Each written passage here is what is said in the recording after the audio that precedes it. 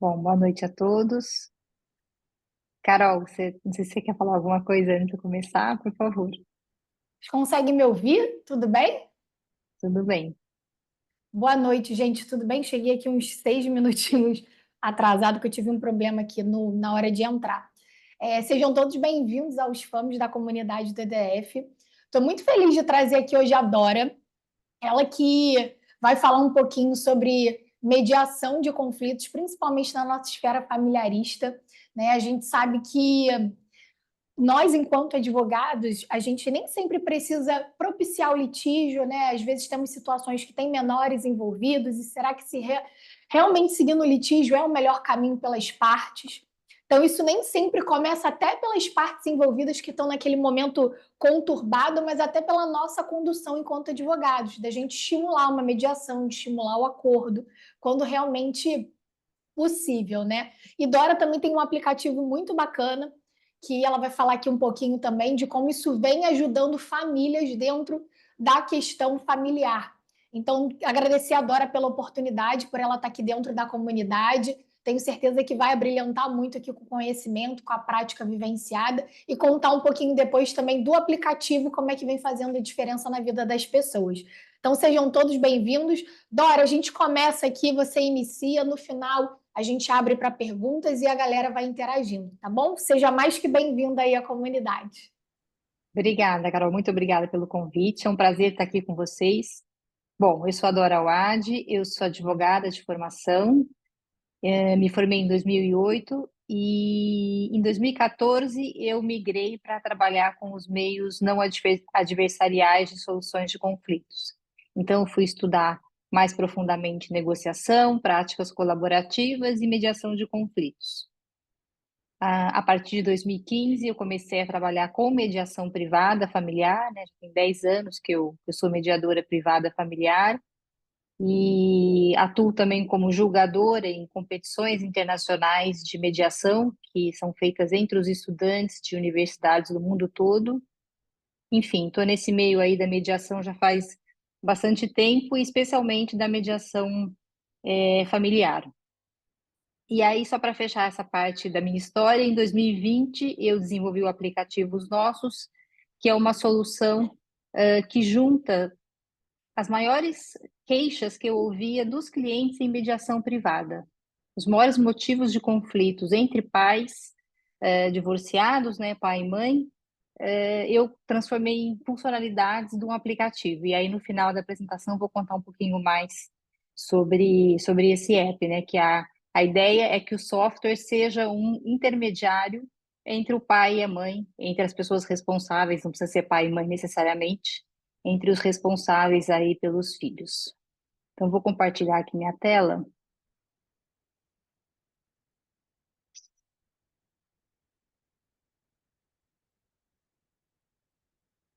aí a gente começa.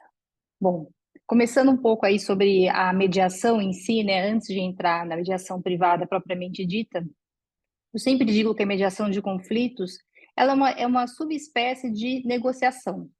É uma negociação, só que ao invés de ser feito diretamente entre os advogados, tem um terceiro imparcial, que é o mediador. O mediador, ele não acusa nem defende de ninguém, ele fica entre as partes, facilitando a conversa. Eu costumo chamar o mediador de facilitador de conversas. E o objetivo dele é fazer as pessoas chegarem num acordo. Nem sempre isso é possível, mas na maioria das vezes isso é possível. A negociação que é feita na mediação é uma negociação que a gente chama de baseada em interesses. Cada uma das pessoas está lá para dizer o que precisa, o que é mais importante para ela, o que é fundamental para ela, e a partir disso chegar numa composição com a outra pessoa, que pode ser outra pessoa da família, ou, enfim, a mediação se aplica a qualquer área, né? Pode ser entre empresas, qualquer duas partes que tem uma divergência, a mediação cabe. E ela é o que a gente classifica de autocomposição. Por que autocomposição? Porque a solução que vai sair dali é construída pelas próprias pessoas. Diferente, por exemplo, do Poder Judiciário, que é heterocompositivo, por quê? Porque o juiz é um terceiro que decide pelas partes. E na mediação, não. São as próprias partes que decidem o que elas querem, como elas vão equacionar aquelas diferenças que elas estão discutindo. Houve uma época que se chamava, dizia que a mediação era um meio alternativo de solução de conflitos. Alternativo porque é alternativa ao judiciário, mas hoje a gente chama de meios adequados. Adequados por quê? Porque são meios que usam o diálogo como ferramenta. Não só a mediação, né? Mas aqui hoje, especialmente, é dela que a gente está falando. E a mediação, o que ela envolve? Ela envolve questões jurídicas, por exemplo, decidir a convivência dos filhos após a separação dos pais. Ela envolve também questões emocionais, elas fazem parte da mediação, a gente vai falar disso um pouquinho mais para frente, e questões de comunicação. Todo mundo sabe que muitos conflitos surgem por problemas de comunicação. O WhatsApp, então, nem se fala. Isso escalou muito, porque a gente usa para se comunicar, mas a gente não se entende por lá. Então, vários conflitos surgem de conversas que acontecem no WhatsApp, porque a comunicação, às vezes, ela é efetiva, mas ela não é clara. E aí é onde começa os ruídos. E a principal função do mediador, principal função não, desculpe, o principal desafio é ser imparcial, é ficar equilibrado entre as partes. Hoje a gente não usa mais muito a palavra imparcial, a gente usa multiparcial, porque ele tem que estar por todas as partes. Então ele olha por todos e traz a voz de todos para essa mesa de negociação, vamos dizer assim, né? Aí, falando um pouco dos princípios, então, eu falei já da imparcialidade, que é um critério, assim, muito importante para o mediador. A voluntariedade, quer dizer, as pessoas participam da mediação se elas quiserem, o mediador não tem um poder coercitivo como o juiz que manda uma intimação, você tem que ir na audiência, né? A mediação, não. Você recebe um convite e você participa se achar que faz sentido. Tudo que se fala na mediação é confidencial. Pode haver uma exceção para os advogados que participam da mediação, depois vou falar um pouco mais sobre isso. E autonomia das partes, né? As partes estão lá para falar por elas mesmas e decidirem o que elas querem. E na mediação, a gente sempre está olhando para o futuro. O que a gente quer daqui para frente? O que a gente quer construir? Essa é a visão de futuro que a gente traz para a mediação. Vamos pensar daqui para frente. A gente fala do passado para entender a história das pessoas, mas a visão de construção de acordo, de construção de consenso, é uma visão para o futuro. E na mediação, uma característica importante também é que as pessoas elas falam por si. Não é o advogado que fala por você como num processo, né? Porque no processo o advogado fala por você ou em audiência ou por petição. E na mediação, não. Quem fala são as próprias partes. Bom, algumas características essenciais que o mediador tem que ter, né? A gente fala muito de escuta ativa e ela diz respeito tanto ao mediador como às partes que estão dialogando na mediação. E quando a gente fala em escuta, né? Eu costumo fazer uma brincadeira com as pessoas que é assim, né? Escutar não é esperar a vez de falar. Porque a gente tem um hábito de, enquanto escuta, já desenvolver os argumentos que a gente vai trazer para contrapor com a outra pessoa.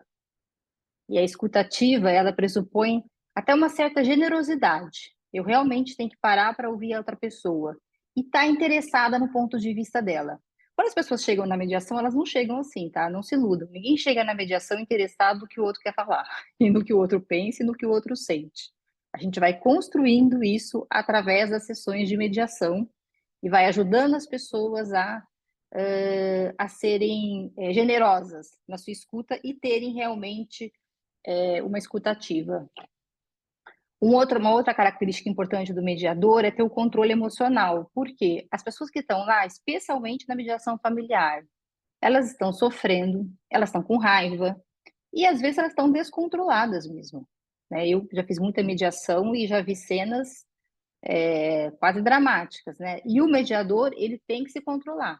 Ele é o maestro ali daquela conversa. Ele não pode se descontrolar e nem se envolver nas questões emocionais. Então, é muito importante ele ter esse controle emocional para não perder o controle, vamos dizer assim, daquela conversa, daquele diálogo. Às vezes ele pode até chegar à conclusão que aquelas pessoas não estão prontas para dialogar, mas ele não pode, ele se descontrolar pelo emocional dos clientes. O conhecimento técnico é fundamental, né? A gente diz que a mediação, ela é informal, porque ela é feita por conversas, mas ela tem uma estrutura, uma técnica por trás muito bem preparada e organizada. Não é um bate-papo qualquer. Então, ela é informal, mas ela é estruturada. E o conhecimento técnico do mediador, das ferramentas da mediação, são fundamentais. Se ele não tem esse conhecimento técnico, vai ficar uma conversa que não vai ser produtiva, que não vai avançar em busca, enfim, de um acordo, né? Essa questão da imparcialidade, né, que eu já falei, e da neutralidade do mediador é muito interessante, porque eu acho que isso é uma certa vocação, para ser bem honesta, que é quase irresistível a gente dar opinião sobre as coisas, né? A gente dizer o que a gente acha. E o mediador não pode fazer isso. Não pode, não importa o que eu acho, o que eu acredito, o que eu penso, isso é o que menos importa.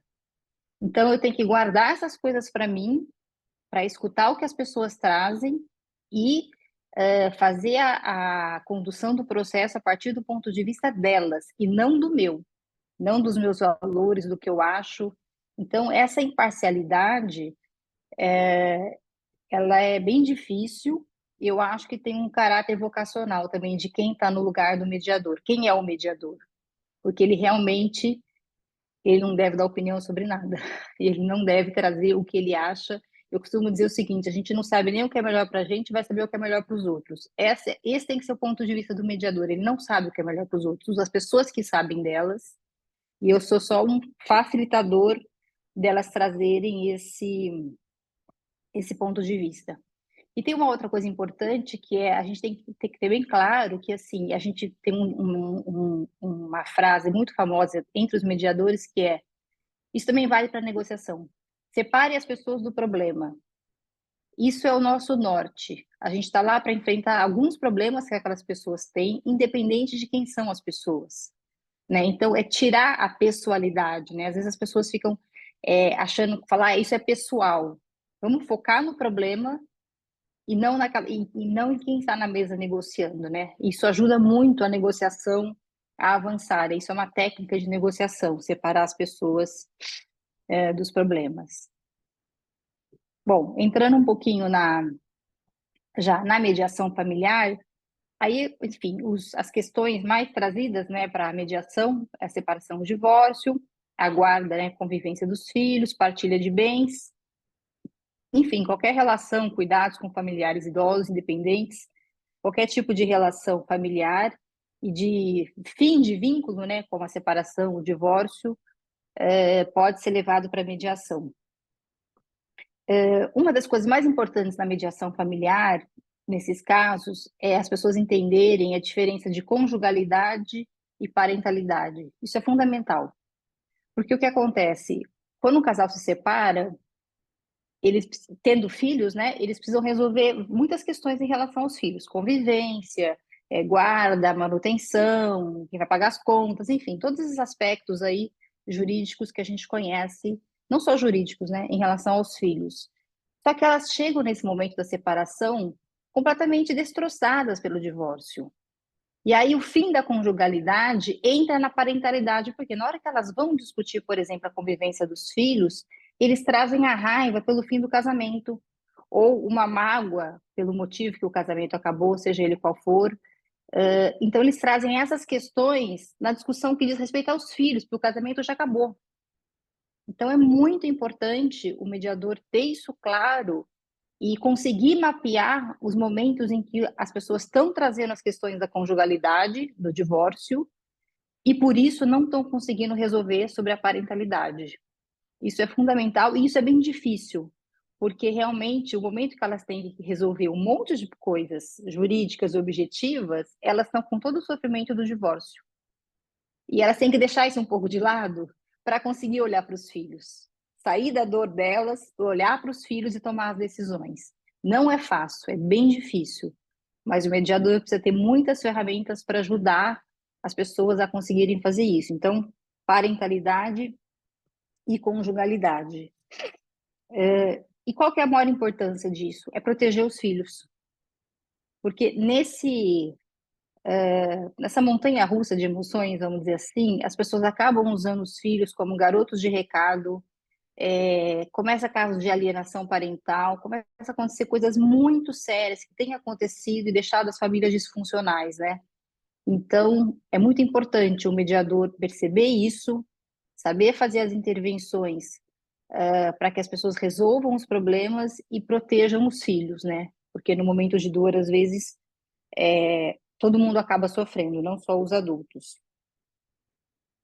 E nesses casos de família, o que acontece? Essas questões objetivas, por exemplo, como partilha de bens, etc., elas ficam contaminadas, de certa maneira, pelas questões subjetivas, como eu falei, que são as questões do divórcio, as questões das mágoas, das dores, o que não foi conversado. Às vezes as pessoas estão separadas e nunca falaram por que se separaram. Uma vez eu atendi um casal e eles eram separados há uns 10 anos já. E numa sessão, o ex-marido falou para ela: Eu nunca entendi por que o nosso casamento acabou. Eu fiquei de queixo caído, né? Fazia 10 anos. Porque não tinha tido uma conversa lá atrás. Então, fazia 10 anos que o fim da conjugalidade estava ainda permeando as discussões sobre o cuidado com os filhos. Bom, aqui em relação às sequelas, né, tem uma coisa interessante que às vezes a gente vê as famílias indo para terapia depois, por exemplo, de um divórcio litigioso. Porque realmente, muitas vezes no Poder Judiciário, o estrago é grande, porque eu digo, o Judiciário não está preparado e nem tem a alçada de dar conta do caráter emocional do fim do casamento. Ele mal dá conta do aspecto jurídico, né? Porque está atolado, todo mundo sabe disso. Ainda mais do aspecto emocional que vem junto. Não adianta um juiz achar que uma família vai chegar lá para discutir objetivamente a convivência com os filhos. É impossível isso. Vem toda essa carga emocional e muitas vezes o judiciário não está preparado, não tem estrutura e não tem nem a delicadeza necessária para isso, porque não é a função dele. E aí acontecem essas sequelas, e a gente conhece muitas famílias que vão para terapia depois do divórcio, porque acaba se tornando um evento traumático, que não deveria. Sempre vai ser um evento dolorido, mas não precisava ser traumático. Então, a maneira como ele é feito torna o que é doído, além de doído, traumático. Bom, entrando um pouco aí nas técnicas, nas ferramentas, né, da mediação, a gente falou um pouquinho já da escuta ativa. O parafraseamento, ele é muito importante, porque quando eu repito, de certa maneira, a fala das pessoas que estão na mediação, primeiro que eu legitimo o que foi dito, isso é super importante. Segundo, porque eu confirmo se eu entendi corretamente o que a pessoa disse, né? Porque eu posso ter entendido da maneira errada, e é muito importante essa confirmação, né? A gente fala, quem interpreta a mensagem é quem recebe, não quem emite. Então, eu posso estar interpretando da maneira errada. Então, eu faço essa técnica do parafraseamento para ter certeza do que eu entendi sobre o que a pessoa falou. E até para a própria pessoa escutar o que ela falou na voz de outro. E isso ajuda também. Tem uma coisa importante que a gente fala sobre a escuta ativa também, que é as pessoas, quando elas estão numa negociação, numa mediação, elas não precisam concordar, elas precisam se ouvir. É perfeitamente possível chegar a um acordo sem as pessoas concordarem, porque a discordância não é o obstáculo para o acordo, o obstáculo é a não escuta. Então, na mediação, a gente faz com que as pessoas se escutem realmente, porque quando você escuta o outro, você se abre para a possibilidade de um ponto de vista diferente, mesmo que você não concorde. Não precisa concordar, você pode ficar até o final discordando. Mas se você escutou o que a pessoa falou realmente, você entendeu aquele ponto de vista e você vai estar aberto a negociar realmente e a considerar o ponto de vista do outro, mesmo que você ache que aquilo é errado, ou enfim, o que não faz muito sentido. Uma outra técnica que a gente usa, isso eu falo, nossa, acho que nem sei quantas vezes por mediação, fale em primeira pessoa. Você tem que falar de você, não do outro. Você pode falar o que você quiser em primeira pessoa. Você fala, eu sinto, eu detesto, eu tenho raiva, eu preciso, eu não gosto, não importa. Você pode falar tudo, desde que você fale de você. Porque quando você fala de você, o outro nunca vai poder contestar o que você está sentindo, o que você está pensando. É diferente de você começar falando do outro. Porque quando você fala, você nunca faz isso, A hora que você já tem essa frase acusatória, a outra pessoa para de escutar e a conversa já se interrompeu, no sentido de que ele não está mais ouvindo o que você está dizendo. Então, falar em primeira pessoa é uma técnica que a gente usa muito. As perguntas que a gente faz em mediação, a gente usa perguntas abertas. Por quê? Porque as perguntas fechadas são aquelas perguntas de resposta sim ou não. Em alguns momentos faz sentido perguntar coisas que a resposta vai ser sim ou não. Mas a gente tem que abrir a conversa, e para abrir a conversa são perguntas abertas. Então, como você se sente? O que você faria no lugar de tal pessoa? Como foi para você quando isso aconteceu? O que você sugere que seja feito diferente daqui para frente? Perguntas que vão vir frases construídas a partir desse ponto de vista reflexivo. Porque se eu perguntar, foi difícil para você aquele momento? A pessoa responde sim. A conversa acabou. Então, assim, perguntas abertas, e aí tem as circulares e as reflexivas, que a gente usa, mas para abrir a conversa e evitar as perguntas de resposta sim ou não. Isso até na negociação e na advocacia, a gente usa essa mesma técnica, porque a gente quer que as pessoas tragam informação e tragam seus interesses. A identificação de interesses na mediação é muito importante. Interesse é, por que você precisa disso? Para que você está fazendo esse pedido? Né? Versus a posição. A posição é, por exemplo, estão negociando sei lá, um sítio. Estou inventando aqui um exemplo. A posição é, eu quero o sítio. Se você vai no judiciário, você vai fazer uma petição dizendo, eu tenho direito a esse sítio. Você leva só a sua posição. E o juiz diz sim ou não, com base na lei e no seu regime de bens, por exemplo. Na mediação, você vai trazer o seu interesse. Eu quero esse sítio, porque esse sítio foi o lugar onde a minha mãe passou a infância e eu passei a infância, e então ele é muito importante, e você conta lá a sua história. Esse é o seu interesse. É para que você quer aquilo? E isso entra na mediação, e isso vai além do jurídico. Por isso que eu sou apaixonada por mediação, porque tem o jurídico como característica fundamental, mas a gente vai além do jurídico, a gente pergunta para a pessoa por que ela quer aquilo? Por que aquilo é importante para você? E aí traz uma riqueza para a mesa de negociação, né? E aqui há o foco no futuro, como eu falei. Quando a gente entra com uma ação judiciária, a gente, principalmente família, né? A gente junta várias provas que falam do passado, fotos, documentos, depoimentos, sempre falando do passado. E a mediação não, é daqui para frente. Então, as pessoas, eu falo, na primeira sessão de mediação, quando começa um caso novo, as pessoas contam as suas histórias, e eu preciso dessa história para poder começar a negociação, mas dali para frente a gente vai falar do futuro. Como é que vai ser daqui para frente? Então, um passo ao passado para saber o que aconteceu e depois olhar para frente. Então, essa é uma diferença bem grande em relação, principalmente, ao Poder Judiciário. E tem eu acho que um desafio, quando a gente usa as técnicas, né, é mudar um pouco a perspectiva do diálogo, é dizer, é trocar um pouco, você está errado, que é o que a gente precisa provar muitas vezes, né, se for um processo judiciário, por me fale mais sobre isso. Então, é trazer o ponto de vista da outra pessoa, porque vai ser uma negociação. Então, cabe os diferentes pontos de vista e aí se constrói, enfim, a partir disso. Sobre a gestão emocional na mediação familiar, bom, eu sempre falo, a mediação, ela não é terapia, eu não sou psicóloga, até o mediador pode ser psicólogo, não tem problema nenhum, mas a mediação não é terapia, é que a conversa tem um efeito terapêutico, como toda conversa, né? Conversar sempre ajuda, sempre faz bem.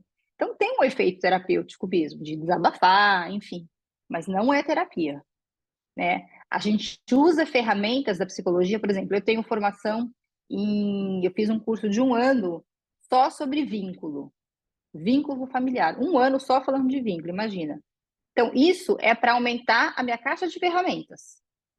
Mas eu não sou psicanalista e não tenho uma abordagem psicanalítica com os meus clientes. Mas isso me ajuda a entender quando eles contam das dores deles. Então, a gente usa um pouco da psicologia, mas não é terapia e a gente não pode se colocar como psicólogo atuando na mediação, senão acho que tem uma mistura aí de questões. E também por quê? Porque a gestão emocional que se faz na mediação, ela é limitada. Eu sempre digo assim, eu vou no emocional, eu vou no subjetivo para destravar a negociação das questões objetivas. Então, quando aquela família, por exemplo, está litigando há 10 anos para discutir o tal do sítio, eu preciso entender onde aquilo dói para destravar e resolver com quem vai ficar o tal do sítio. Mas a hora que eu consigo destravar essa questão, eu passo para a próxima. Eu não vou ficar discutindo se a pessoa tem um trauma com o tal do sítio, enfim, não. Então, assim, a gente entra no emocional e no psicológico para destravar a negociação, para fazer a negociação andar. Porque se as pessoas não trazem essas dores, não adianta, fica aquela coisa, um batendo contra o outro, uma tese contra a outra e não avança. Então, a gente precisa entrar um pouco nessas dores, mas é um pouco, porque realmente não pode se confundir com a terapia. E tem uma outra diferença importante também, que a mediação, ela é relacional, ela é com o outro. Não existe mediação sozinho, né? Diferente da terapia. Até tem terapia de casal, ou você faz a terapia sozinho, mas a mediação, ela é sempre relacional. Sempre é em relação ao outro. Pode ser, inclusive, várias pessoas envolvidas na mediação. E em relação ao acordo, né, na mediação familiar, eu digo, nunca vai ser um acordo 100% bom para todo mundo. Isso é impossível, isso não existe. Mas é aquele acordo que você olha para ele e você fala, eu consigo dormir com isso? Eu vou ficar em paz? Mesmo não sendo perfeito? Essa é a pergunta que a gente faz. Dá para dormir com isso? Sim. Dá para ficar em paz? Entendendo que tem coisas ali que às vezes a gente tem que abrir mão, que às vezes a gente tem que ajustar? Sim. Mas é assim, as pessoas, elas precisam sair da mediação melhor do que elas entraram. Eu sempre falo isso. Eu falo, olha, para os clientes, se você não sair daqui melhor do que você entrou, tem que devolver os honorários. Porque as pessoas precisam ter uma gestão emocional que faça elas saírem mais em paz, né? Saírem mais pacificadas. E tem uma outra característica importantíssima da mediação familiar, que é quando a gente ouve muitas histórias de família e precisa gostar de gente. Isso é fundamental. Para ser mediador, tem que gostar de gente. Eu amo, eu adoro pessoas e suas histórias, mas tem que gostar de ouvir as histórias, enfim. E a gente percebe assim que nas histórias reais, não estou falando de novela, tá, gente, nem de Netflix, não existe vilão e mocinho. Não existe. Claro, tem uma exceção. Exceção quando tem casos de violência. Mas em casos de conflitos familiares, em que não há violência envolvida, não tem um mocinho e um vilão, é uma mocinha e um vilão. Cada um traz as suas imperfeições, as suas dores, as suas angústias, a sua parte boa, a sua parte ruim, a sua parte violenta, a sua parte. Enfim, isso eu acho incrível, assim, perceber a humanidade das pessoas e querer lidar com essa humanidade que é super complexa e contraditória. Não é simples. Se fosse simples, não é simples. Mas é saber lidar com isso e estar disposto a lidar com essa complexidade mesmo, né? Em que você não vai dizer um está certo, o outro está errado. Isso é realmente não é vida real, né? Bom, a questão cultural da diversidade, né? Isso é super importante e isso perpassa um pouco também o tema da imparcialidade, né? Porque, como eu falei aquela hora, os valores culturais, pode ser religiosos, sociais, diversidade, questão de gênero, tudo isso aparece na mediação. Aparece, em mediação familiar aparece muito, porque os valores das pessoas é aquilo que elas vão discutir quando o casamento acaba. E muito interessante que as pessoas questionam se elas tinham ou não os mesmos valores durante o casamento. É tão interessante como elas falam, não, mas eu sou completamente diferente de você, a pessoa fala, não acredito nessas coisas que você acreditava, que você acredita. Mas eu fico pensando, mas e durante o casamento? Será que era assim também, né? Então se questiona tudo isso quando o casamento acaba, né? Eu falo muito do divórcio porque, inclusive, é o tipo de caso que eu mais fiz. E aí, quando essas questões aparecem, o mediador, ele tem que ir com muito cuidado. Primeiro, ele tem que ir com muito respeito. E segundo, que ele tem que guardar mais dentro dele o que ele acredita, o que ele pensa, qual é a religião dele, qual é a opção sexual dele, a questão de gênero, a questão de cultura, não importa, a gente guarda, a gente deixa isso em casa. A gente tem que chegar lá meio zerado para ouvir das pessoas. Essas questões, elas aparecem na mediação familiar muito, e a gente chega com muito respeito em relação a isso, inclusive porque o que acontece é que, às vezes, entre duas pessoas, mesmo que não seja ex-marido, ex-mulher, pode ser qualquer duas pessoas de uma família, essas questões culturais e de diversidade, elas podem dar um desequilíbrio de poder na mediação, e isso não pode acontecer. É fundamental a gente equiparar as pessoas na mediação, a gente colocar elas na mesma posição no sentido de equilíbrio.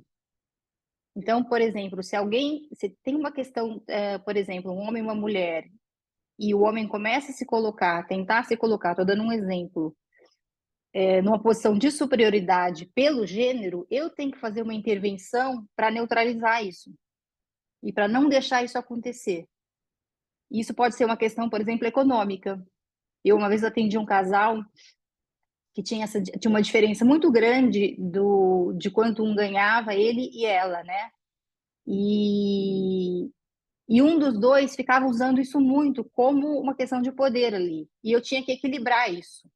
E aí eu usei uma técnica trazendo, enfim, outras questões em relação a ela, para reequilibrar isso. Porque eu não posso tocar uma mediação em que alguém está se sentindo superior ao outro. Então pode ser uma questão econômica, pode ser uma questão de gênero, pode ser uma questão religiosa, que eu tenho que não só me abster de trazer o que eu acho, como eu tenho que respeitar o que aparece, como eu tenho que evitar que haja um desequilíbrio entre as pessoas que estão ali por uma dessas questões. Isso é muito importante, muito importante. E aí, por isso também o mediador sempre tem que estudar, ter uma bela caixa de ferramentas. E ela tem um livro ótimo sobre mediação de uma mediadora brilhante do Rio de Janeiro, que chama Caixa de Ferramentas, para conseguir contornar essas situações em que há um desequilíbrio de poder. Porque não pode haver desequilíbrio de poder, as pessoas têm que estar lá em pé de igualdade, seja qual for o fator que ocasionou esse desequilíbrio.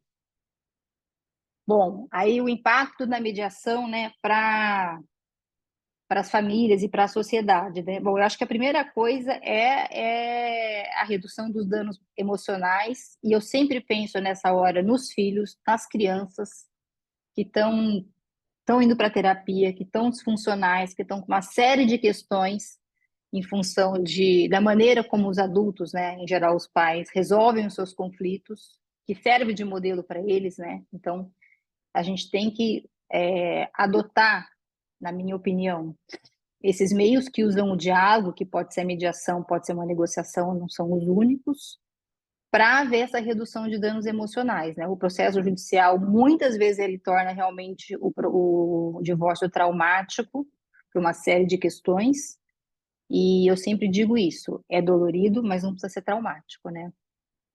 A questão dos acordos, né? Acordos construídos pelas próprias pessoas, eles duram mais, eles são mais legítimos, porque as pessoas que colocaram ali o que elas querem, o que elas precisam, né? E eu falo, gente, um juiz, por mais bem preparado que seja, em geral são muito bem preparados, né? Porque estudam muito, eles não estão na nossa casa para saber qual a realidade da nossa família. Eles não conhecem os filhos da gente, eles não sabem o que a gente viveu e eles vão dizer como vai ser a nossa vida dali para frente. Quer dizer, não há preparo jurídico que coloque o juiz na posição de confortavelmente dizer qual vai ser o regime de convivência daqueles filhos. Enquanto que quando as partes sentam e negociam e falam o que é importante para elas, inclusive muitas vezes trazem as crianças para participar, esse acordo é muito mais viável. Em alguns casos, eu já trouxe filhos para serem ouvidos em mediação. Não na frente dos pais, numa reunião privada comigo, e isso depende, claro, da idade da criança, do contexto, isso é feito com muito cuidado, porque, enfim, não pode ser uma conversa, tem que ser uma coisa muito bem preparada, né? Então, a partir mais ou menos de uns 12 anos, já é possível, se for o caso. E nesse caso, num dos casos em que eu trouxe o filho para ser ouvido, que era uma disputa que um dos dois ia mudar de cidade, e queria levar o filho, e a pessoa que ia ficar, enfim, cada um queria ficar com o filho numa cidade diferente. E eu resolvi escutar esse menino de 12 anos, muito maduro, e escutei ele por uma hora, e no final eu falei assim para ele: se você fosse mandar um recado através de mim para os seus pais, o que que você diria para eles? E ele falou: para de brigar, porra. Curto e grosso, né? Tipo assim, será que dá para parar esse inferno? E fazia mais de um ano que estava uma coisa que não se resolvia e o menino não aguentava mais a queda de força, enfim, entre os pais. Bom, e aí, por último aqui, né, a contribuição social, a questão da judicialização dos conflitos, né, não só porque, como eu falei, porque o judiciário está atolado, e eu acho que o judiciário deve se ocupar de outras coisas em que ele não, outras coisas que não se resolvem sem o judiciário. Acho que as questões familiares muitas vezes poderiam se resolver, pelo menos num primeiro instante, né? Quando eu falar um pouquinho do app, eu vou explicar um pouco melhor isso, né? Então, mais do que resolver os conflitos, né, a mediação fortalece, enfim, a capacidade de cooperação e compreensão, contribuindo para famílias mais resilientes e uma sociedade mais harmoniosa. E, enfim, essa frase aqui é de um instituto americano que trabalha com práticas colaborativas, que é uma outra maneira de se resolver conflitos familiares, que eles falam, né? Não podemos mudar o fato das pessoas entrarem em conflito. Sempre vai haver conflito. Isso é da humanidade. Mas a gente pode mudar o modo como elas lidam com isso. Esse, para mim, é a chave. Os conflitos sempre vão existir, as diferenças faz parte da vida. Mas o que que a gente faz com eles é que faz diferença. E eu acho que a principal diferença é a maneira que a gente escolhe de resolver os nossos conflitos é modelo para os nossos filhos. Eu falo isso todos os dias. Então, o que a gente adotar como resolução é o que eles vão aprender. E aí a gente sempre está preocupado, né, com que mundo que a gente vai deixar para os filhos. E eu digo, que filhos que a gente vai deixar para o mundo? Filhos que resolvem as diferenças como? Pela violência ou pelo diálogo? Enfim, para a gente pensar. Bom, eu trouxe aqui um link para passar um videozinho de 1 minuto do aplicativo, aí depois eu conto um pouquinho sobre ele, pode ser? Claro.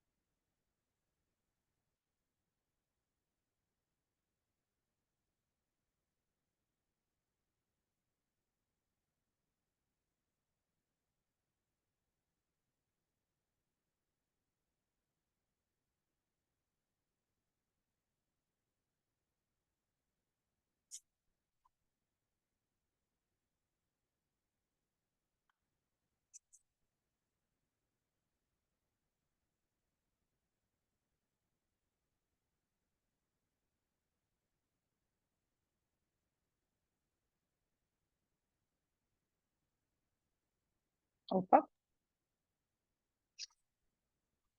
deixa eu só fechar aqui.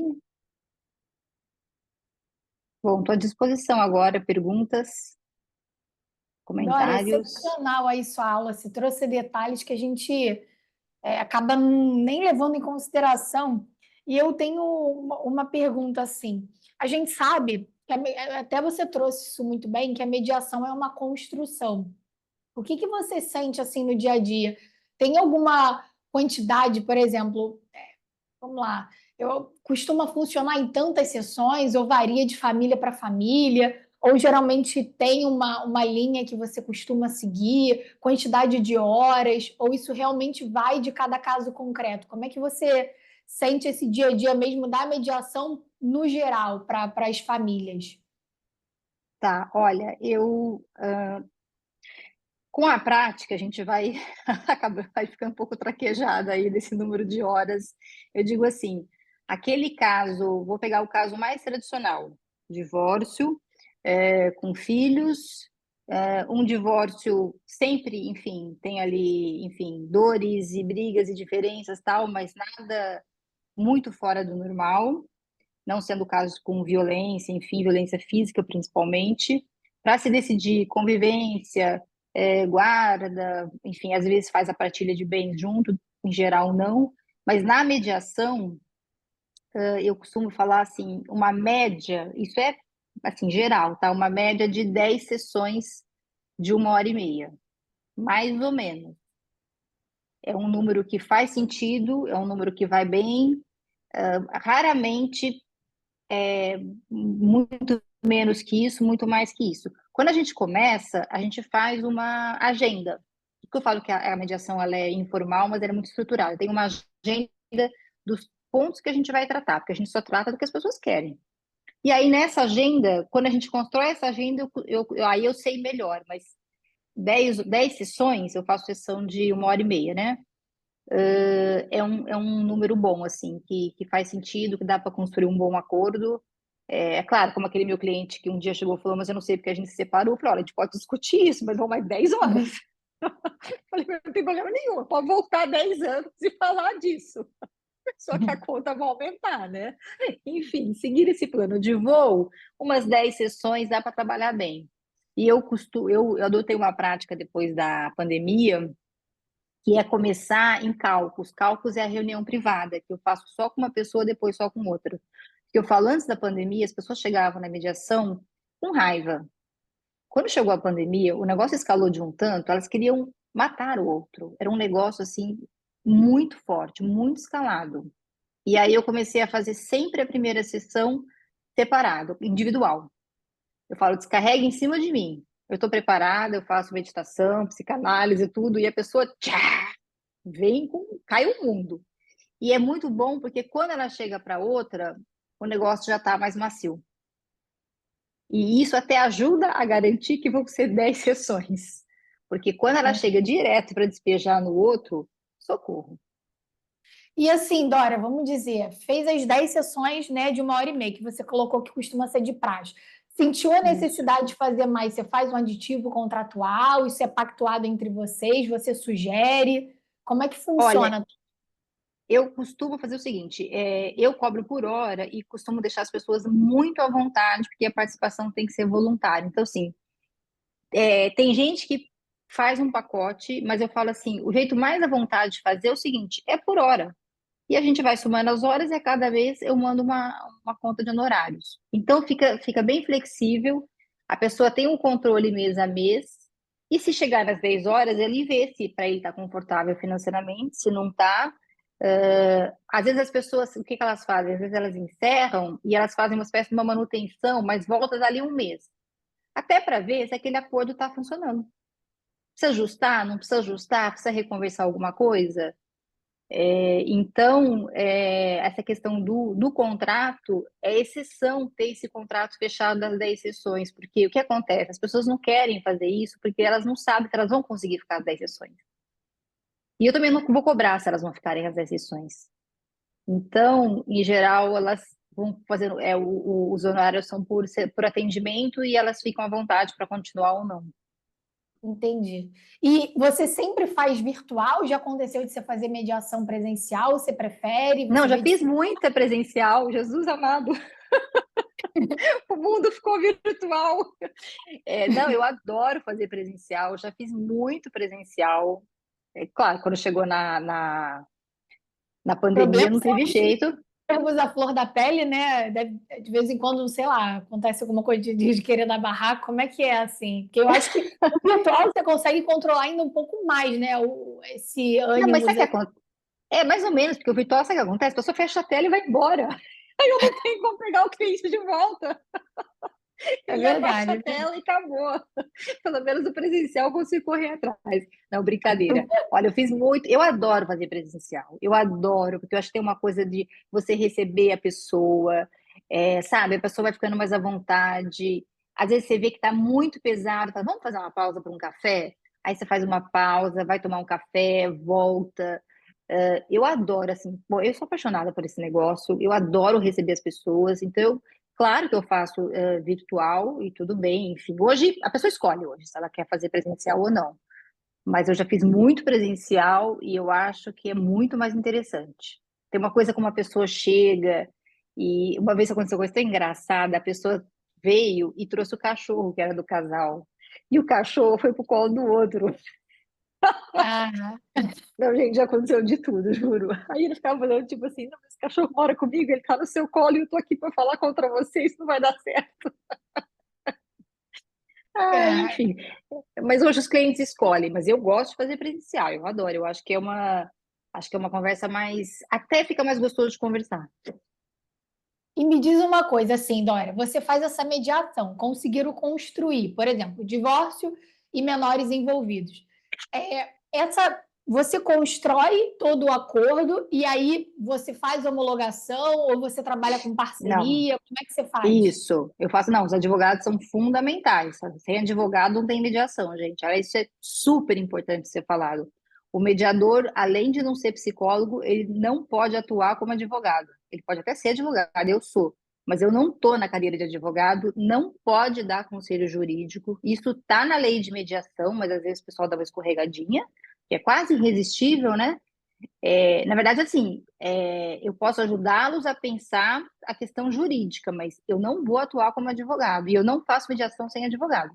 Não faço. Eu tenho uma rede de advogados enfim, que me mandam casos. Eu também indico eles, né, para os clientes, porque às vezes o cliente chega sem advogado, mas não tem mediação sem advogado. Então, quando chega no final, e aí o que que eu faço? Os advogados são sempre convidados a estarem nas sessões, mas em geral são advogados que me conhecem há muito tempo, eles não vêm ou vêm às vezes e eu vou dando relatos de vez em quando para eles de como a coisa está evoluindo.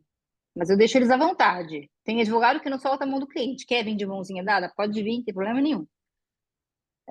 Ou, enfim, ou fica acompanhando à distância. Mas quando acaba, não, eu faço um memorando de entendimento. Eu coloco os tópicos do que foi combinado lá e eles vão transformar aquilo vão redigir o acordo, vou colocar todo o juridiquês lá e vão homologar. Eu não homologo o acordo, eu faço só esse memorando em que eu coloco o que foi acordado e aí eles transformam passam aquilo redigem, né, o acordo propriamente dito e levam para homologação. Mas eu entrego pronto o que ficou combinado ali. E os advogados participam quando querem, Isso, participam quando querem. Assim, alinhados. na verdade, só tenho que ter um cuidado, porque assim, se algum advogado. É que assim, faz muito tempo que o advogado não vem nas minhas mediações, porque são sempre os mesmos que me conhecem e já não vêm porque conhecem o trabalho e a gente faz reuniões às vezes por telefone. Mas eu tenho que ter um cuidado seguinte: se vier um advogado, o outro, só se o outro vier ou nenhum vem, porque eu não posso Sim, sim. desequilibrar. É. Então, só isso, né? Ou vem os dois, ou não vem nenhum. Senão fica ruim. Perfeito. Deixa eu ver aqui. Gente, eu vou ver as perguntas aqui do chat. Tem alguém que queira abrir também o microfone? Fica à vontade. Deixa eu ver aqui. A Elô perguntou se no Sejus que a criança pode ser ouvida. Geralmente a criança é ouvida a partir dali dos 12 anos. Não sei Isso, se isso. Dora Em também geral, tem tem. eu não faço mediação no Sejusc, mas eu sei que a partir de mais ou menos 12 anos tem psicólogos para. Mais nas varas, Sejusc depende do Sejusc, né? Para ter essa estrutura de ter um psicólogo para ser ouvido. Isso mesmo. É porque tem lugar que às vezes é um pouco mais complicado, às vezes não tem estrutura. Não tem estrutura. Ou tem, mas você vai agendar para dar-lhe um ano, né? A Ó, escuta o da pessoal está criança. pedindo para você falar um pouquinho mais sobre o aplicativo, se o aplicativo Filho também participa, e se também, a gente até chegou a conversar, mas acho que fica legal você explicar para o pessoal. E se padrasto ou madrasta conseguem também participar dessa rotina pelo aplicativo, como é que funciona? Tá. Então, hoje, como o software está hoje, a gente só consegue entrar dois adultos. A gente vai fazer esse ajuste para entrar em outras pessoas, para dividir as decisões, as questões das crianças, dos filhos, né, ou não filhos, mas hoje são só duas pessoas, dois responsáveis, que pode ser pai e mãe, ou pode ser uma pessoa que ajuda você na criação do filho, não precisa ser necessariamente pai e mãe. Os filhos não entram no aplicativo, que a minha ideia justamente é proteger os filhos é criar um ambiente privado, né? Como eu falo no vídeo, deixa as crianças brincarem e os problemas para os adultos. Então, por isso que eu não quero filhos no aplicativo. Então, são só os adultos mesmo para equacionarem as questões. Não sei se eu respondi tudo que você perguntou, agora fiquei na dúvida. Respondeu, respondeu. A Simone perguntou se você tem algum curso de mediação. Meu, não. Eu posso depois mandar indicações, mas não tenho. É Porque, vocês assim, optarem aqui, ó, gente, quando tiver precisando de mediação, tem a Dora aí para você todo mundo trabalhar em porque assim, parceria. não dá tempo. Desenvolver um software, fazer mediação e dar curso está um pouquinho complicado. Então, eu dou aulas, palestras, às vezes participo das competições que eu adoro, dos estudantes, mas não tenho nenhum curso estruturado atualmente, porque não dou conta, infelizmente, porque eu adoro dar aula. Ó, a Thaís trouxe uma pergunta interessante, Dora. Professora, você vê alguma diferença na resistência em compor acordo entre homens e mulheres? E se em casos em que houve traição, esses acordos são mais difíceis? Eu tenho uma curiosidade que eu tenho assim na prática. Eu acredito que quando tem traição deve ser complexo, mas assim, você vai haver mais uma resistência realmente na mulher ou no homem, ou depende muito do casal? Eu acho que seria interessante a gente falar um pouquinho disso também. Olha, a traição, gente, ela é um detonador. É um detonador. As pessoas chegam quando tem traição na mediação, assim, juro por Deus, que são quase, um negócio que eu tenho que quase apartar soco. Porque é uma raiva, e não estou tirando a razão das pessoas, mas assim, é um negócio, tem casos que não dá para mediar no começo, colocar as pessoas juntas se houve traição. Então, assim, a traição é um elemento que complica muito a negociação. Em geral, as pessoas conseguem negociar ou fazer uma composição, seja em mediação ou não, mais para frente, não logo após o rompimento, porque é muita raiva, é muito ressentimento. E sabe por quê? Também não é só pela traição em si, é pelo seguinte: quando tem a traição ela já é o fator que faz as pessoas decidirem pelo divórcio. Então, elas vão da traição para o divórcio. E elas não conversam sobre isso. Então, isso também é um problema. Elas nunca falaram sobre o assunto, elas estão com raiva e elas têm um monte de coisa para jogar em cima do outro. Então, assim, a traição é um elemento que complica muito a negociação, não é inviável. O que acontece nesses casos é que eu faço mais de uma sessão individual e eu só coloco as pessoas juntas na mesma sala, virtual ou real, quando elas estão preparadas para isso. Eu tenho que tomar muito cuidado com isso. Porque não adianta elas irem lá para bater boca. Para bater boca, bate boca em casa e não paga meus honorários.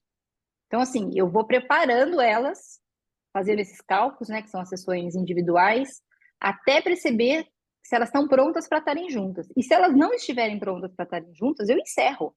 Porque nem todo caso é mediável. Então, realmente, assim, a traição é uma coisa que traz muita dor, traz muito sofrimento, interrompe o diálogo, o que é muito ruim. Então, são casos mais complexos que provavelmente vão passar daquelas 10 horas.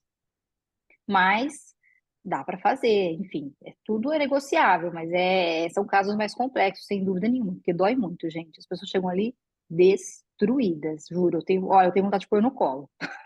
Não ser mediadora, porque A Thaís até falou aqui que realmente quando tem traição, até quando a esposa trai para o homem é muito difícil pela questão do ego e tudo mais.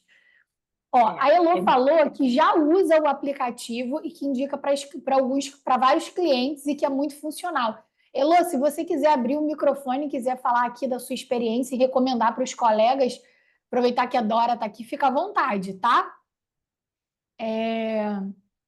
Deixa eu ver se tem Então, mais alguma. a gente tem os advogados, eles podem indicar e eles podem comprar as licenças do aplicativo e dar como benefício para os seus clientes. Porque aí o cliente vai realmente usar e não vai ligar para o advogado na sexta-feira à noite, porque alguém não foi buscar o filho, né? Porque é isso que eu quero, gente. Eu quero deixar para os advogados o que é jurídico. Eu falo, as advogadas estudaram tanto, Carol e outras brilhantes por aí, para fazer recurso especial, não para ficar resolvendo quem vai buscar o filho na festinha. Deixa o aplicativo resolver isso, sabe? Vamos fazer coisa mais importante, mais bacana, né? Sustentação oral, enfim. E o que acontece na prática. Os clientes eles não conseguem resolver o básico, porque não tem diálogo. Então, as contas vão vencendo. E aí, doutora, o que que eu faço? É aquilo que a gente sempre conversa. É difícil. Ó, a Quando Isabela... Desculpa, Dora, fala. Não, imagina, eu só ia falar o seguinte: eu tive a ideia do aplicativo quando eu fazia, enfim, quando eu só fazia mediação privada, que eu fazia muito, o que que eu via? As questões eram sempre as mesmas. E questões que não precisam ser judicializadas no primeiro momento, depois elas podem, às vezes não tem jeito, vai ser, mas no primeiro momento. E o advogado não precisa ser acionado no primeiro momento, porque não é jurídico. Dá para resolver entre os adultos. Claro, tem uma hora que se não der, vai chamar o advogado e vai entrar com uma ação, faz parte da vida. Mas a minha bandeira é o seguinte: não vamos fazer isso no primeiro momento. É um pouco de autonomia para que os advogados fiquem com o que é jurídico realmente e não tem como se resolver sem a ajuda deles, né? Eu sou um pouco idealista, talvez. A Isabela perguntou: não sabia que era possível fazer mais que uma sessão pelos Sejusc. Aqui, a Dora não faz pelo Pelo Sejusc. Sejus que é isso, eu não É, sei pelo Sejus que. ela não faz pelo Sejusc. Aqui, gente, é mais mediação privada, que ela faz todo esse trabalho anterior a uma questão de uma judicialização.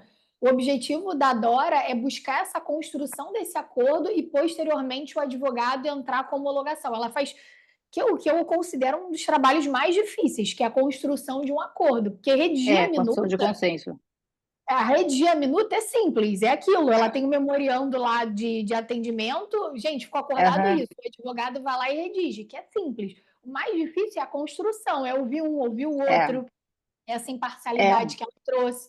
E é fora do Sejus, que não é dentro daquela do Sejus que tem aquela conciliação inicial. É uma coisa fora, é é. extrajudicial para tentar fazer essa construção aqui, entendeu? Sem precisar Sabe o que entrar com acontece às coisa. vezes? Às vezes as pessoas vão para o judiciário, ficam anos, se cansam e vêm para a mediação.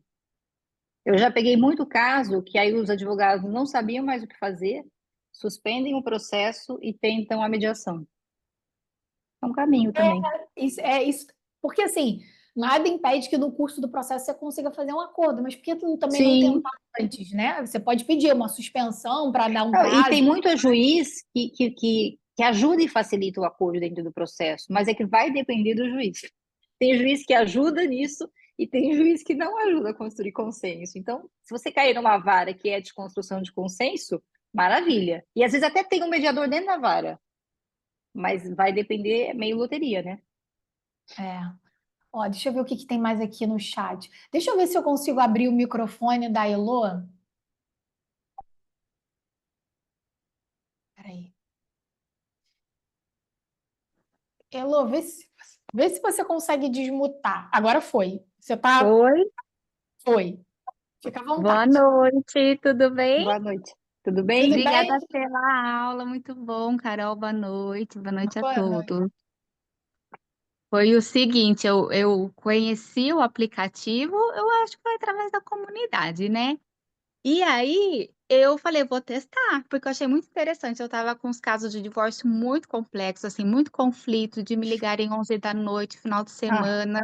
Tava a questão do filho, aí chamava a polícia de madrugada, meu gravava Deus. briga, tava uma coisa de louco. Eu perdi o meu sossego.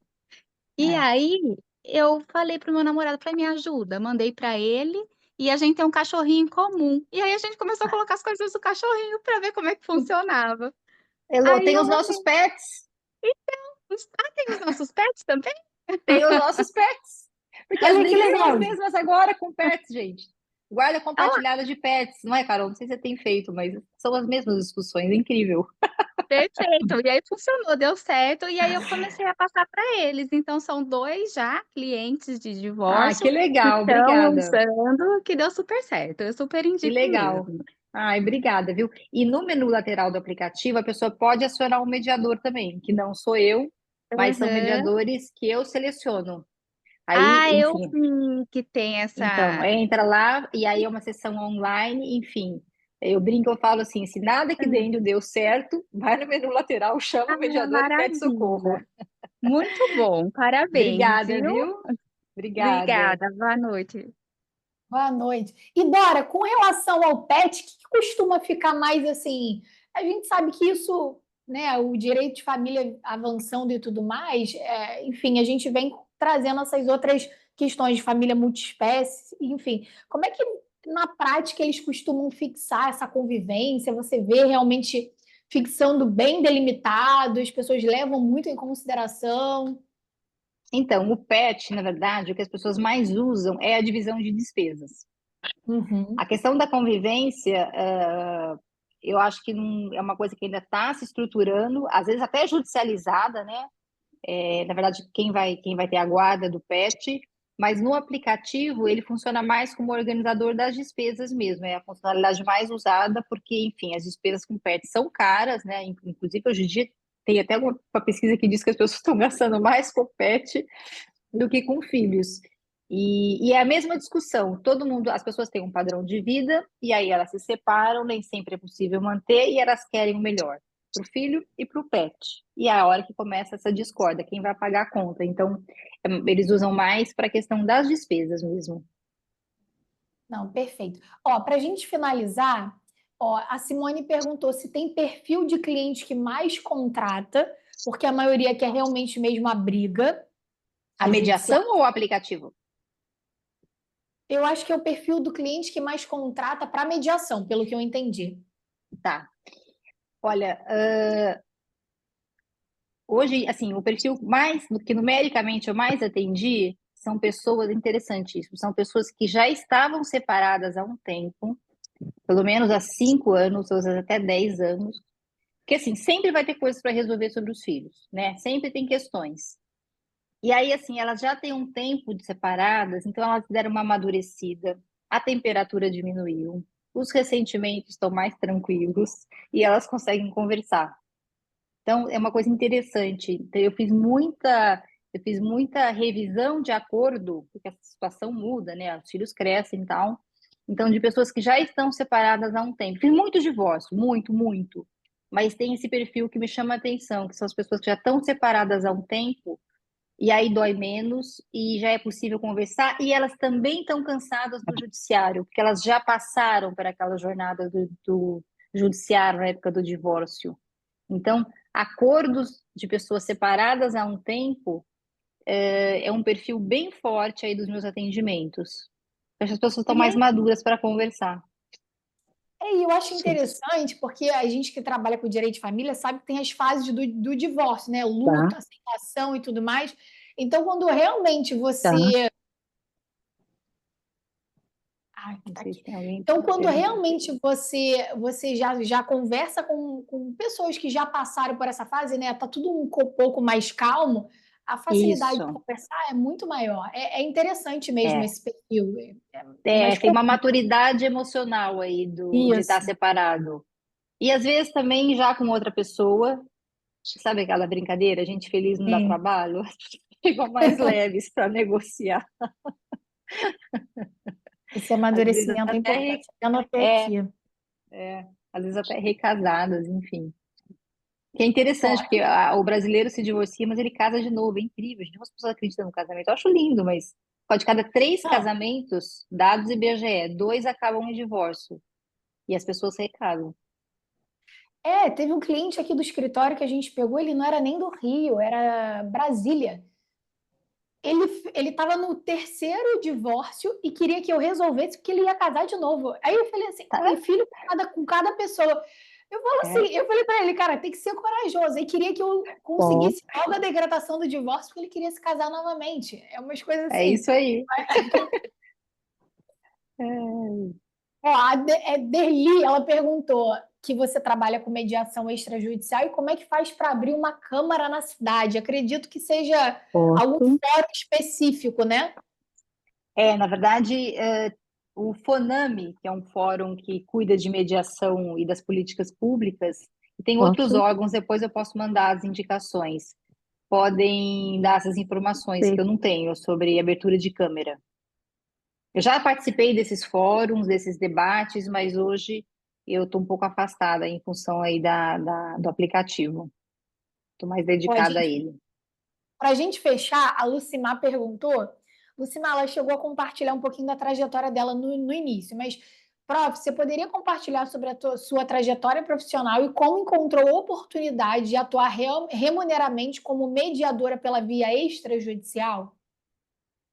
Olha, quando eu acabei de fazer a formação, eu fiz várias formações, porque o mediador ele está sempre estudando. Eu falo, gente, se lidar com pessoas, não vai parar de estudar nunca.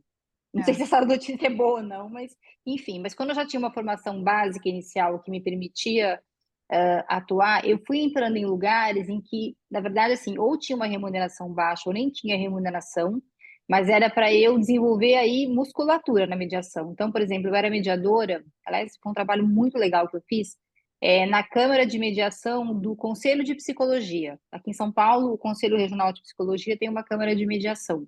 E eu fui atuar lá. Era um valor simbólico, mas eu queria fazer e aprender fazendo. Então, entrei nessa Câmara, fiz lá passei por um teste e tal, etc., uma prova, e entrei porque eu queria atender. Aí fui também, por exemplo, num curso em que tinha uma parte prática e que era mediação em dupla, comediação, que quando a gente está começando é ótimo. Então, fui fazer comediação. Então, eu fui entrando em lugares em que eu podia atender, independente do valor da remuneração, mas que me dava prática e sempre fiz supervisão. Isso é muito importante. Mediação tem essa semelhança com a psicanálise, tem que fazer supervisão de caso. Então, eu sempre, quando eu tinha casos, no começo, eu buscava um mediador mais experiente e ia conversar com ele sobre os casos que eu estava fazendo. E aí, enfim, aí fui adquirindo prática, e assim, uma coisa que alguns mediadores erram e é fundamental, gente, mãos dadas com os advogados, porque eles que trazem os clientes. E eu fiz isso, eu dei a mão para as minhas amigas advogadas, eu falava da mediação, eu explicava que não era concorrência, que era um trabalho complementar e assim, proximidade com os advogados, porque o cliente faz o que o advogado manda. Carol aí é poderosa. O advogado fala, vai para a mediação, o cliente vai. Então, assim, parceria com os advogados, me aproximei, eu conheci, porque eu sou advogada de formação, né? E até as minhas sócias do aplicativo são advogadas, mas é isso, é estar próximo dos advogados de família e fazer parceria. Isso é fundamental, porque também na hora que eu faço mediação, eles também vão trabalhar. Eu não faço mediação sem o advogado, né? Então, isso é fundamental. E aí eu fui tendo prática, fui entrando nesses fóruns de discussão, como o Fonami, por exemplo, em que se discute políticas públicas, também para participar e fazendo o meu nome, e aí, enfim, aí a coisa vai acontecendo a partir disso. Mas é supervisão, os advogados por perto e entrar em lugares que a gente vai ter muitas horas, porque tem que ter muitas horas para ter segurança e fazer uma mediação privada bacana, enfim, que as pessoas vão sair te indicando. Precisa musculatura para isso. E alguma coisa que faça você depois conseguir relaxar, gente, porque ninguém chega lá para tomar um café com a gente, tá? Preciso contar isso. E assim, ter também. Tem que gostar, é aquilo que a Dora falou, gente, tem que gostar muito, porque Sim. você acaba lidando com os problemas dos outros, né? De ter que administrar isso, de separar as pessoas dos problemas. Não é uma tarefa fácil, né? Por isso que eu falei, eu acho, nós que somos advogados, a construção de um acordo é muito difícil. E sentar para redigir a inicial, até de um litigioso, a rolar tudo que tem numa partilha, né? Dizer, colocar FGTS, PET, isso, aquilo, a gente rola. Mas, cara, você sentar para negociar, para ouvir um lado, ouvir o outro, é um negócio exaustivo, tem que ter técnica. Então, acho que E porque as o mais pessoas não estão difícil. muito para conversar atualmente, né? A gente vê por aí que o clima não é muito do diálogo, né? Não é uma coisa que está muito na moda. A gente tem que resgatar isso. Pois é. Ó, Dora, coloca de novo o QR Code para o pessoal conhecer o aplicativo. Vou colocar Vou já. conversar até com a gente, está para conversar com a Dora, ver se a gente consegue fazer uma parceria bacana para os FAMs também poderem. Gente, a gente tem que utilizar hoje ferramentas na nossa advocacia que facilitam e otimizam a vida do cliente. Então, assim, imagina ter um aplicativo que as partes não precisam estar se falando, mas estão ali olhando o que acontece dentro do aplicativo, tem tal coisa da criança na escola, se organiza, tem tudo ali. E não deixa de ser um controle, né, para os pais estarem acompanhando e permanecerem ativos dentro do dia a dia das Agora a gente crianças. está fazendo, vai entrar daqui a pouquinho, exportação de conversa. Então não precisa nem mais fazer print. Se quiser levar para o advogado, colocar no processo, exporta a conversa, vai estar lá bonitinho tudo que foi falado no aplicativo. Olha que interessante, gente, é Vai prova. ser, vai ser uma novidade, porque todo mundo falava, e vale como prova, não vale. Gente, depende do juiz. Então, Ao invés de ficar fazendo aquele print horroroso, a gente vai colocar Sim. exportação de conversa, pelo menos fica o PDF bonito, seu processo fica bonitinho, aí o juiz vê que valor que dá para aquilo, né? Não, super bacana. Simone, se você precisar do contato da Dora, a gente passa e também segue nas redes sociais. Você pode. Aqui, ó, o contato dela está aqui. Isso, tá aqui. E aí tem os nossos no YouTube. Tem um podcast, gente. O podcast é muito legal, tá cheio de episódio. A Luciana e a Renata, as minhas sócias, que são super engraçadas, contam histórias ótimas, que elas são advogadas de família dia e noite. Os nossos, tá no Spotify, em todos os tocadores. E aí tem os cortes no YouTube e no TikTok. E no Ó, Instagram, enfim, todas as redes. ó, Mas são bem Mayara legais colocou os assim. cortes. Não, e ali é bom que são casos práticos, né? A gente vai, São. vai pegando. Né, e a gente fez temporadas com temas diferentes. São temporadas que as pessoas contam essa história, tem temporadas que vieram advogados, juízes, psicólogos falar. Foram várias temporadas, cada uma tem um tema, tá bem legal. Tem bastante coisa lá. Bacana. Gente, então entre aí no aplicativo para vocês baixarem e a gente poder utilizar essa ferramenta. Mayara colocou assim, justamente oferecer isso para o cliente como bônus é um diferencial, com certeza. E agradecer Pois a é. Dora a oportunidade de estar aqui. Alguém quer Eu fazer que mais alguma agradeço. Agradecer, Dora, por ter trazido aí esse tema que eu acho que é importantíssimo. É difícil a gente ter essa construção da mediação, você trouxe isso aí super bem. E a gente A poder. vantagem é que o chororô fica para o mediador. E vocês podem fazer coisas mais interessantes. Deixa o chororô com a gente. Vamos fazer recurso especial, gente. Vocês estudam tanto. Eu falo, meu Deus do céu. É A cliente de última família, a gente pergunta sabe. aqui que eu achei interessante, que é no período das mediações de um divórcio, alguns já desistiram do divórcio para voltarem, se reconciliarem? Não, que tenham voltado nunca, mas que tenham olhado e falado, se a gente tivesse conversado antes, não tinha se separado. Eu acho Eu que nunca até pelo vi perfil que nenhum você casal trouxe, né? voltar, mas falar assim, faltou conversa e essa conversa podia ter salvado. Nossa, um dia eu estava numa festa e chegou uma pessoa e falou assim, nossa, se eu tivesse te ligado, eu não tinha me separado. Eu falei, ai meu Deus, que responsabilidade. Caramba. Porque a Mas eu conversa, ela acho que é mais restaura, difícil. né? Ela é Eu acho que restauradora. quando você Às pega vezes não esse é do público, vínculo. e como você pega esse público que já está separado há muito tempo, eu acho que como engrena, né, já segue a vida, é mais difícil. Eu acho que até a questão de não desistir do divórcio é mais no calor da emoção, né? Caramba, acho que não era para divorciar mesmo e acaba voltando atrás. É, Mas é isso. Dora, obrigada pela oportunidade, obrigada por estar eu que aqui dentro da agradeço. comunidade. Admiro muito seu trabalho.